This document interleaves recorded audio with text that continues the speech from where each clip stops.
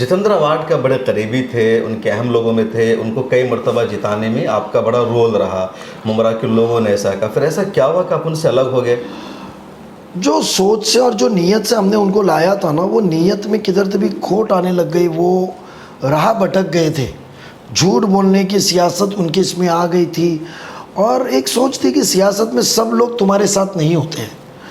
But इसका मतलब ये नहीं कि कोई मुखालिफत की पार्टी ज्वाइन किया तो उसके पेट पे लात मारी जाए, उसको झूठे गुनाहों के अंदर आप फंसा के तड़ी पार करो, खोटे गुनाहों में अंदर डालो।